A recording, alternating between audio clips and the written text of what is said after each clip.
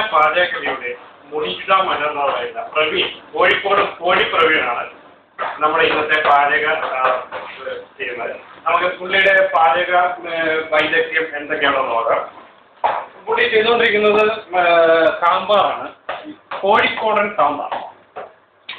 അതിനെപ്പറ്റി കോഴിക്കോടൻ കോഴിപ്രവീൺ എന്താ പറയാറുള്ളത്? ഈ സാമ്പാറിനെ കുറിച്ച് പറയുകയാണെങ്കിൽ ആദ്യമായിട്ട് നമ്മൾ ചെയ്യേണ്ടതെന്ന് പറഞ്ഞാൽ ഫസ്റ്റ് ചെയ്യേണ്ട കാര്യമാണ് അത് കുറെ എണ്ണ ഒഴിച്ച് കുറെ എണ്ണ ഒഴിച്ച് നമ്മൾ കടുക് അതിലേക്ക് ഇടണം. കടുക് പൊട്ടിയില്ലെങ്കിൽ അത് കഴിഞ്ഞ് നമ്മൾ കരിവേപ്പില ഇട്ടതിന് ശേഷം നേരത്തെ തയ്യാറാക്കി വെച്ചിരിക്കുന്ന 1-2-3 ഐറ്റങ്ങൾ പച്ചക്കറികൾ അത് നമ്മൾ കടുകിലേക്ക് ഇടണം. അപ്പൊ ഈ അവർക്ക് ഇതിൻ്റെ അകത്ത് കിടക്കുന്ന ഞാൻ ചുമന്ന സാധനം എന്നാണ്? ചുമന്ന സാധനം എന്താണെന്ന് ചോദിച്ചാൽ ഇത് ക്യാരറ്റാണോ? തക്കാളി ചുമന്ന സാധനം നമുക്കിടയിൽ കൺഫ്യൂഷൻ വരുന്നു. തക്കാളി പറഞ്ഞാൽ വേറെ സാധനം. ഇതിന് ഉപ്പ് കുറവാണ് നമ്മൾ എന്ത് ചെയ്യണം? കുറച്ച് ഉപ്പ് ഇടണം. ഇതാണ് ഉപ്പ് കുറവാണ്. നമ്മൾ ഒരിക്കലും പഞ്ചസാര മുളക് ഇടരുത്. അപ്പോൾ ഉപ്പ് കിട്ടില്ല. നമ്മൾ ഇന്ന് പറഞ്ഞ ചോറിന് നമ്മൾ ഒഴിച്ചു കൂട്ടാനുള്ള സാധനമാണ് ഇത് സാമ്പാർ. ഒഴിച്ചു കൂട്ടാനുള്ള പപ്പടം നമ്മൾ നേരത്തെ ഉണ്ടാക്കി വെക്കണം. ഇത് സാമ്പാറിനടുത്ത് എങ്കിൽ മാത്രമേ ഇതിൽ നമുക്ക് ടേസ്റ്റ് പിന്നെയെന്ന് പറഞ്ഞിട്ടുണ്ടെങ്കിൽ സവോള ഒലത്തിയത് വേണം. അതാണ് നമ്മുടെ ഒലത്തിയ എന്ന് പറഞ്ഞു കഴിഞ്ഞാൽ ഒലത്തിയ എന്ന് പറഞ്ഞാൽ ചില സ്ഥലങ്ങളിൽ ഒലത്തിയ വേറെ അർത്ഥം ഉണ്ടെങ്കിൽ തരും. കോഴിക്കോട് ഒലത്തുന്നതാണ് സവാള വരത്തി കയറി ഉലുത്തിയിടുക. അത് കഴിഞ്ഞാൽ അത് നല്ല മണമൊക്കെ വരുന്നുണ്ട് കേട്ടോ.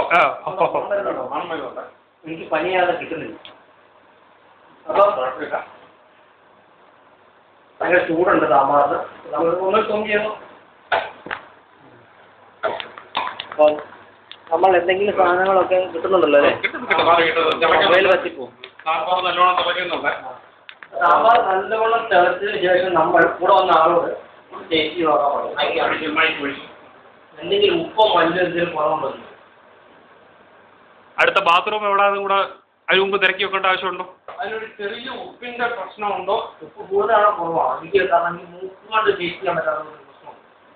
ചെറുതായിട്ട് ഉപ്പ് കൂടെ ചെറിയ പൊടി ഉപ്പിന്റെ കുറവുണ്ട്. പൊടിയുപ്പിന്റെ കുറവുണ്ട്. നമ്മൾ പൊടിയുപ്പ് ചെയ്യാം.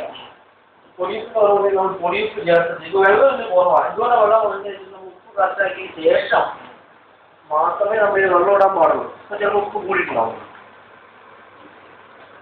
വെള്ളം ചേർക്കുന്നത് നല്ലതായിരിക്കും. വെള്ളം നമ്മൾ ചേർക്കുമ്പോൾ കൽപ്പാൻ തണുപ്പിച്ച വെള്ളം ചേർക്കും. അതൊന്നും ഈ തണുപ്പിച്ച വെള്ളം ചേർക്കുമ്പോൾ എന്തെങ്കിലും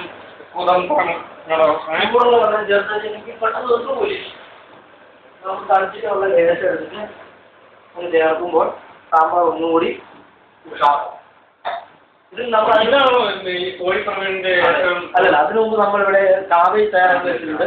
ഈ ക്യാബേജ് തയ്യാറാക്കുന്നത് എങ്ങനെയാണെന്നുള്ള ഒരു കാബേജ് തയ്യാറാക്കാൻ വേണ്ടി ഏറ്റവും നമുക്ക് ആവശ്യമുള്ള സാധനം കാബേജാണ്.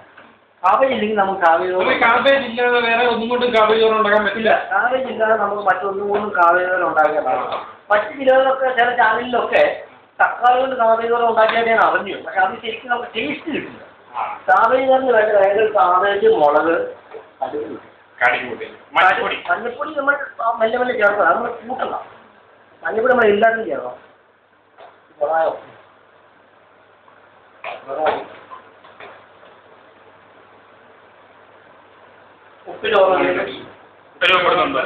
പൊടിക്കുറവുണ്ട്. ഞാൻ നേരത്തെ റിപ്പോർട്ട് ചെയ്തതാണ്. സങ്കടം നടക്കുന്നുണ്ട് റിപ്പോർട്ട് ചെയ്തതാണ് സംഭവം. പക്ഷേ ഈ ആ ഉപ്പിന്റെ കുറവിന്റെ ആ ഒരു ഇതേ ഉള്ളൂ.